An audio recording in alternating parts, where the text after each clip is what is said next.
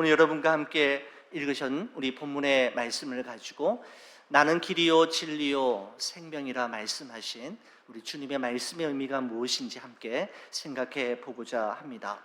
폴란드 출신의 소설가이죠. 헨릭 시엔키에비치라고 하는 분이 쓴 코바디스라고 하는 책을 여러분 아실 겁니다. 영화로도 잘 만들어져서 많은 이들에게 사랑받는 그런 내용이지요. 책이 나오자마자 베스트셀러가 되었고 1905년에 이 책 때문에 헨리크 시엔키에비치는 노벨 문학상을 받기도 합니다. 이런 코바디스라고 하는 이 소설의 배경은 기독교인들을 향한 로마의 박해가 최절정에 이르렀던 네로 황제가 통치하던 바로 그때이었습니다. 네로는 자신의 시적 감흥을 돋구기 위해 로마 시내에 불을 지르고 불바다가 된 로마 시를 보면서 아비규환으로 절규하는 시민들의 소리를 들으면서 시를 짓습니다. 여러분, 그리고는 이 로마 대화재를 주도한 자들이 기독교인들이라고 하는 거짓 소문을 퍼뜨리면서 박해의 수위를 점점 더 높여만 갔습니다. 바로 그때 그 로마 시내에 예수님의 수제자였던 베드로가 함께 있었습니다. 폭군 네로의 박해가 그 정도를 넘어 수위가 점점 더 높아지게 되자 로마 교회 성도들은 베드로를 찾아가서 이렇게 이야기하죠. 우리는 죽어도 괜찮습니다마는 교회와 복음을 위해 당신은 반드시 사셔야 합니다. 로마 교회 성도들의 간절한 애원에 따라 베드로는 박해의 기간이 끝날 때까지만 당분간 몸을 피하기로 결정하고 한밤중에 그 로마시를 몰래 도망쳐 나갑니다. 정신없이 뒤도 돌아보지 않고 정신없이 도망가던 베드로는 아침 햇살과 함께 떠오르는 태양과 함께 자신의 옆을 급히 스쳐 지나가는 한 사람을 보게 되는데 바로 그분이 예수님이었습니다. 베드로는 그 예수님을 붙잡고 그의 앞에 무릎을 꿇고는 이렇게 이야기했죠. 코바디스 도미네, 라틴어입니다. 주여 어디로 가시나이까? 라고 하는 의미입니다. 코바디스 도미네, 주님 지금 어디로 가시는 겁니까? 베드로의 이와 같은 질문에 대해 예수님께서는 이렇게 말씀하시는 것으로 책에 나옵니다. 네가 나의 양들을 버리고 도망을 가니 내가 다시 십자가를 지기 위해 로마로 들어간다라고 하는 그 말씀을 듣게 되죠. 베드로는 그때 예수님께 고백하기를 아닙니다 주님, 사랑하는 주님을 두 번이나 십자가를 지게 할 수는 없습니다. 제가 다시 로마로 가겠습니다 라고 말하고는 가던 길을 돌아서서 다시 로마로 들어가 복음을 전하였고 성도들과 함께 고난을 당하면서 결국은 십자가에 거꾸로 매달려 순교당하는 것으로 이 소설과 그 영화가 마무리가 됩니다. 여러분, 예수님께서는 제자들과 함께 최후의 만찬을 하시는 자리에서 제자들에게 청천벽력과도 같은 말씀을 하셨습니다. 너희 중 하나가 나를 팔 것이다. 그리고는 아직은 내가 너희들과 함께 있게 되겠지만 나는 너희를 떠나게 될 것이고 내가 가는 그곳에 너희는 함께 갈 수 없다라는 말씀이었습니다. 예수님이 이 말씀을 들은 제자들은 어리둥절했고 서로의 눈치를 보고 있던 중에 베드로가 오랜 침묵을 깨고 예수님께 말했지요. 오늘 말씀에 보면 요한복음 13장 36절 말씀인데 그가 이렇게 이야기했습니다. 시몬 베드로가 이르되 주여 어디로 가시나이까? 바로 이 말씀의 힌트를 얻어 작가는 코바디스 도미네라고 하는 소설을 짓게 되었노라고 이야기하고 있습니다. 주여 어디로 가시나이까? 라고 하는 이 질문은 주님께서 어디로 가시든지 주님이 계시는 그곳, 주님이 가시는 그곳에 저도 함께 따라갈 것입니다.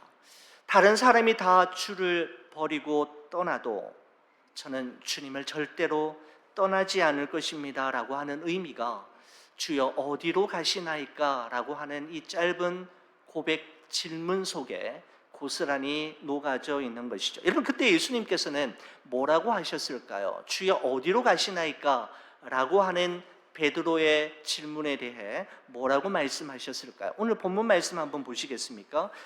요한복음 13장 38절의 말씀에 보면 이렇게 말씀하십니다. 예수께서 대답하시되 네가 나를 위하여 내 목숨을 버리겠느냐? 내가 진실로 진실로 내게 이르노니 닭 울기 전에 내가 3번 나를 부인하리라 라고 말씀하셨습니다. 여러분, 예수님은 베드로가 거짓으로 다짐한 것이 아님을, 그의 고백에 진심이 담겨져 있지 않다라고 생각하시지 않으셨습니다. 다 알고 계셨죠. 거짓으로 다짐한 것도 아님을, 그리고 그의 고백이 진심이라는 사실을 예수님은 다 아셨습니다. 여러분, 하지만 예수님은 베드로가 자신의 결심을 지켜낼 수 없음을, 자신의 고백대로 살아낼 수 없다라는 사실 또한 알고 계셨습니다. 여러분, 코바디스 도민의 주여 어디로 가시나이까? 즉 주님의 길을 구하고 주님의 뜻대로만 살고자 하는 마음이 우리 모두에게 있고 간절하지만 실제 우리의 삶 속에서는 주님이 어디로 가시는가 보다는 내가 어디로 가기를 원하는가, 내가 가고 싶은 곳은 과연 어디인가에 더 많은 생각과 관심이 있는 것이 사실이지 않습니까? 주일 교회에서 예배 드릴 때는 주님께서 가시는 그곳에 나도 가겠습니다 라고 결단하며 기도하기도 하고, 주님 뜻대로 살기로 했네, 뒤돌아서지 않겠네 라며 목청껏 찬양을 부르기도 하지만, 우리는 너무나도 사소한 문제와 사소한 이해관계 앞에서 그리스도인다운 선택과 결정을 하지 못하는 순간들이 얼마나 많습니까? 이것이 바로 여러분과 저의 민낯이지 않습니까? 여러분, 그런데 저는 오늘 이 본문의 말씀 속에서 36절에 베드로가 주여 어디로 가시나이까? 라고 물었을 때 예수님께서 하신 말씀 속에서 한 가닥 소망의 빗줄기를 발견하게 됩니다. 여러분, 36절 그 마지막 부분에 한번 보시겠습니까? 예수께서 대답하시되 내가 가는 곳에 내가 지금은 따라올 수 없으나 후에는 따라오리라, 이렇게 말씀하셨습니다. 예수님께서는 베드로의 지금과 나중을 알고 계셨던 것이죠. 지금은 그의 믿음이 너무나도 연약해서 주님을 온전히 따를 수 없고 오히려 3번이나 부인하며 도망치겠지만, 후에는, 나중에는 주님의 몸된 교회와 그의 성도들을 위해, 그리고 주의 복음을 위해 순교의 자리에까지 이르게 된다라는 사실을 예수님은 알고 계셨습니다. 여러분, 그렇습니다. 지금은 우리가 기도한 대로와 우리가 말씀을 들은 대로 살아가지 못할 때가 너무나도 많지만, 언젠가는 우리도 자기를 부인하고 자기 십자가를 지고 나를 따르라 하신 주님의 말씀을 따라 주님이 걸어가신 그 길을 흔들리지 않고 걸어가게 될 바로 그 날이 반드시 오게 될 줄 믿습니다.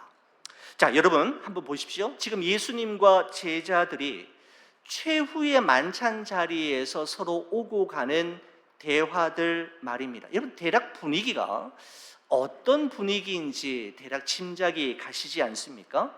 예수님께서는 너희 중에 한 사람이 나를 팔리라 라고 말씀하시지를 않나, 내가 너희를 떠날 것이며 내가 가는 그곳에 너희는 절대로 같이 갈 수 없다고 하시지를 않나, 베드로가 좀 용기를 내어서 주님 어디로 가시든지 저는 가겠습니다, 주님을 위해서라면 내 목숨도 내어놓겠습니다 라고 했더니 돌아온 대답은 네가 나를 위해 목숨을 버리겠다고?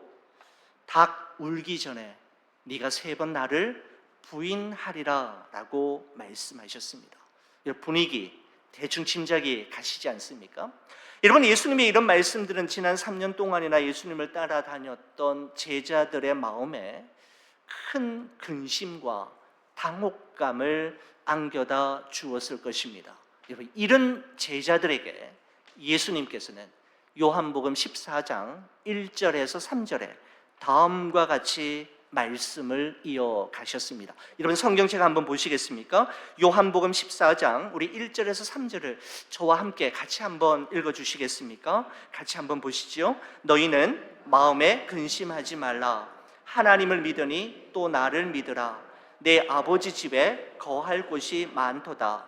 그렇지 않으면 너희에게 일렀으리라. 내가 너희를 위하여 거처를 예비하러 가노니 가서 너희를 위하여 거처를 예비하면 내가 다시 와서 너희를 내게로 영접하여 나 있는 곳에 너희도 있게 하리라. 그러므로 너희는 마음에 근심하지 말아라 라고 말씀하시는 것입니다. 여러분, 여기 보시면은 내 아버지 집, 거할 곳, 거처라고 하는 표현들이 등장하고 있는데요. 여러분, 이런 표현들은 죽음 이후에 성도들이 영원히 살게 될 하나님의 나라, 천국을 의미하는데 내가 있을 그곳에 너희도 있게 하겠다라고 예수님께서 제자들에게 말씀하셨던 것입니다. 죽음 이후에 영원히 머물게 될 그 처소, 영원한 나라를 예수님께서 소개하고 계신 것입니다. 여러분, 사람들은 흔히 우리 인생을 흐르는 강물에 비유하면서 우리 인생이 흘러가는 강물과 같다라는 표현을 자주 사용하곤 합니다. 여러분, 이것은 우리의 의지와 상관없이 세월이 지나가고 변한다라고 하는 의미일 것입니다. 우리의 의지와 상관없이 밤낮은 변하고 계절은 저마다의 옷을 갈아입으며 어느덧 우리는 2024년의 10월의 첫 주일을 맞이하고 있지 않습니까? 우리의 동의를 받지 않고 우리의 의지와 상관없이 세월은 강물이 흐르듯 흘러가고 스쳐 지나가고 있는 것이죠. 고대 그리스의 철학자 중에 헤라클레이토스라고 하는 분이 이런 말을 했더라고요. 우리는 같은 강물에 2번 발을 담글 수 없다라고 했습니다. 왜냐하면 강물은 끊임없이 흘러가고 변하기 때문입니다. 여러분, 그래서 어제 발을 담근 그 장소에 오늘 발을 담그었다 하더라도 엄밀하게 말하면 같은 강물에 발을 담그었다라고 할 수는 없는 것이죠. 강물은 계속해서 흘러가고 지나가고 우리 눈앞에 사라져가는 것들이 얼마나 많이 있습니까? 여러분, 하지만 사실 변하는 것은 흘러가는 강물만이 아닙니다. 그 흘러가는 강물에 발을 담그고 서 있는 우리 인생도, 우리 사람들도 끊임없이 변하지 않습니까? 여러분, 그렇습니다. 이 세상에 영원한 것은 없으며 변하지 않는 것은 존재하지 않습니다. 우리는 영원한 사랑과 우정을 갈망하고 영원한 생명과 영원한 안식처를 원하지만 이 세상 어디에서 그런 곳을 찾을 수가 있겠습니까? 예수님께서는 성도들이 죽음 이후에 영원히 거하게 될 내 아버지의 집, 즉 하나님의 나라 천국을 제자들에게 말씀하시면서 어떻게 그곳에 갈 수 있는지에 대해서 우리에게 말씀하셨는데 요한복음 14장 6절이 바로 그 말씀이죠. 자, 여러분, 요한복음 14장 6절 말씀 저와 함께 같이 한번 읽어주시겠습니까? 예수께서 이르시되 내가 곧 길이요 진리요 생명이니 나로 말미암지 않고는 아버지께로 올 자가 없느니라 라고 말씀하셨습니다. 여러분, 요한복음 14장 6절은요 요한복음 3장 16절과 더불어서 복음이 무엇인지에 대해서 가장 잘 설명하고 있는 양대 산맥과도 같은 말씀으로 일컬어지는 것입니다. 요한복음 3장 16절에 이런 말씀이잖아요. 우리 같이 한번 읽겠습니다. 하나님이 세상을 이처럼 사랑하사 독생자를 주셨으니 이는 그를 믿는 자마다 멸망하지 않고 영생을 얻게 하려 하심이라. 아멘. 그렇습니다. 두 말씀은 복음의 핵심을 다루고 있는 아주 중요한 말씀임에 분명합니다. 여러분, 예수님께서 내가 곧 길이요 진리요 생명이니 라고 말씀하셨을 때 가장 중심이 되는 단어는 길입니다. The way입니다. 여러분, 그 다음에 나오는 진리와 생명은 무엇인가 하면 그 길을 따르는 자에게 주어지는 은혜의 혜택을 이야기하는 것이죠. 그 길이 어떤 성격의 길인지를 설명하고 있기 때문에 여러분, 예수님께서 말씀하신 길이요 진리요 생명에서 우리가 초점을 맞추어야 할 것은 바로 길입니다. 여러분, 왜냐하면 좀 우리가 문맥적으로 살펴볼 때 이렇게 확인할 수가 있죠. 요한복음 13장 36절에 베드로가 뭐라고 질문했습니까? 주여, 어디로 가시나이까? 라고 하면서 주님이 가시는 길에 대해서 질문했지 않습니까? 여러분, 요한복음 14장 5절에서도 도마가 뭐라고 했냐 하면 주여, 주께서 어디로 가시는지 우리가 알지 못하거늘 그 길을 어찌 알겠사옵나이까? 라고 하면서 베드로와 도마가 예수님에게 길에 대해서 물었기 때문에 길을 묻는 베드로와 도마에게 예수님께서는 내가 바로 그 길이다 라고 말씀하셨던 것이죠. 길이신 예수님 안에 거할 때 진리 안에 거하게 되고 길이신 예수님을 따라갈 때 영원한 생명을 얻게 되며 마침내 우리 인생의 마지막 종착지인 하나님의 나라 아버지 집에 이르게 된다. 나를 통해서 가능하다라고 예수님께서 말씀하고 있는 것입니다. 자, 여러분, 그래서요, 예수님께서는 내가 곧 길이요 진리요 생명이니 라고 하면서 그 다음에 뭐라고 하셨냐면 나로 말미암지 않고는 아버지께로 올 자가 없느니라. 다시 말씀드리면 하나님께로 가는 유일한 길, 바로 그 길은 예수 그리스도이심을 말씀하고 있는 것입니다. 여러분, 구약시대에는 오직 대제사장만이 1년에 단 한 번 지성소로 들어가서 하나님을 아련할 수 있는 기회가 주어졌지만 이제는 예수 그리스도를 통해 우리도 언제나 항상 담대하게 하나님 앞으로 나아갈 수 있는 길이 예수 그리스도로 말미암아 새롭게 열리게 되었음을 말씀하고 있는 것입니다. 여러분, 나로 말미암지 않고는 아버지께로 올 자가 없느니라 라고 하는 예수님의 이 말씀을 잘 들었던 베드로는 후일에 대제사장과 장로들, 서기관들이 모여있는 사내들인 공회에서 다음과 같은 고백으로 그 예수님의 말씀이 어떤 의미인지를 이렇게 설명하였습니다. 다른 이로서는 구원을 받을 수 없나니 천하 사람 중에 구원을 받을 만한 다른 이름을 우리에게 주신 일이 없음이라 하였더라 라고 고백하고 있는 것이죠. 구원을 받을 수 있는 유일한 이름, 아버지께로 갈 수 있는 유일한 그 이름은 바로 길이요 진리요 생명이신 예수 그리스도라는 사실을 베드로는 들었고 결정적인 순간에 사내들인 공회에서 많은 이들 앞에 고백할 수 있었던 것입니다. 사랑하는 우리 교회 여러분, 그렇습니다. 구원을 받을 수 있는 다른 이름, 하늘나라로 가는 다른 길, 아버지께로 나아갈 수 있는 다른 방법은 없습니다. 오직 길이신 예수 그리스도를 통해서만 우리는 아버지께로 나아갈 수 있게 되는 것이죠. 자, 여러분, 우리가 이 사실을 아는 것 너무너무 중요하지만 이 사실과 더불어서 한 가지 더 우리가 기억해야 할 것이 있습니다. 무엇인가 하면 여러분, 그 길은 그 길을 아는 자가 아니라 그 길을 걷는 자, 그 길을 가는 자에게 의미가 있다라는 사실 또한 우리는 기억해야 합니다.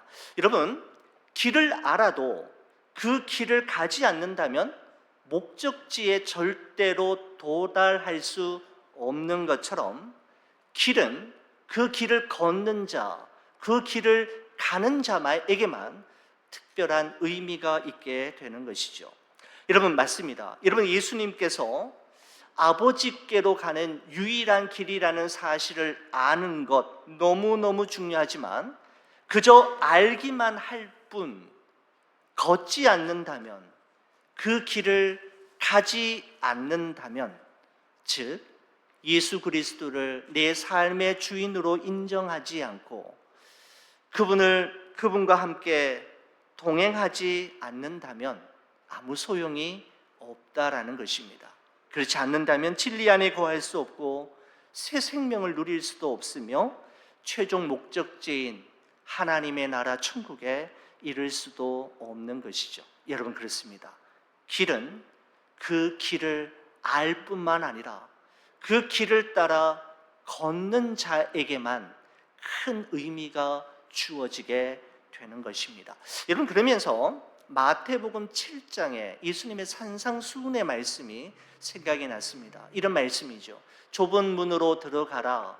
멸망으로 인도하는 문은 크고 그 길이 넓어 그리로 들어가는 자가 많고 생명으로 인도하는 문은 좁고 그 길이 협착하여 찾는 자가 적음이라 라고 하는 이 말씀을 여러분과 저는 기억하고 있습니다. 예수님께서는 이 세상에는 두 가지 문, 두 가지 길이 있는데 멸망으로 인도하는 문과 멸망으로 인도하는 길, 생명으로 인도하는 문과 생명으로 인도하는 길이 있다라고 말씀하시면서 멸망으로 인도하는 길은 넓고 찾는 자가 많고 걷는 이들이 많이 있지만 생명으로 인도하는 길은 좁고 찾는 이들이 적다라고 말씀하셨습니다. 자, 여러분, 길을 결정하는 것은 그 길이 넓으냐 좁으냐에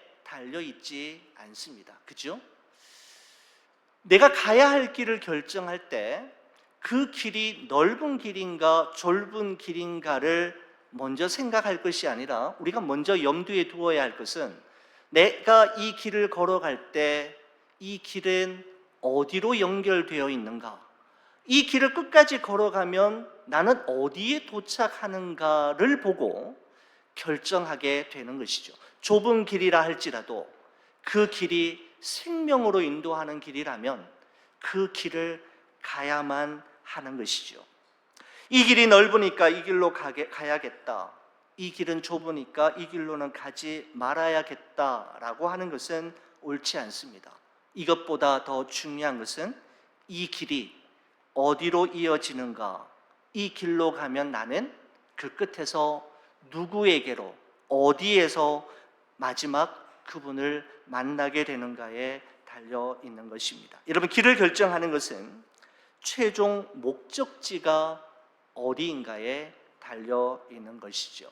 사랑하는 우리 교회 여러분, 요즘 여러분과 제가 걷고 있는 길은 어떤 길입니까?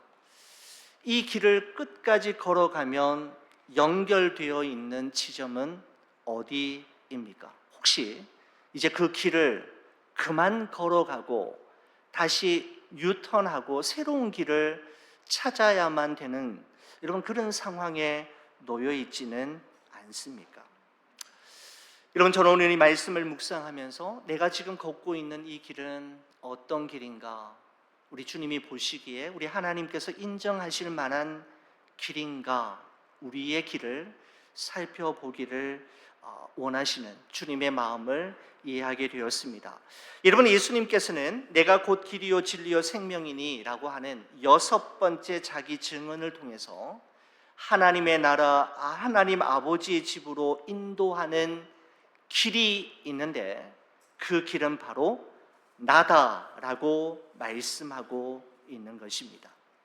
사랑하는 우리 성도 여러분, 다른 이름, 다른 길, 다른 방법은 없습니다. 하나님의 나라, 그 천국에 이르는 유일한 길은 오직 예수 그리스도입니다.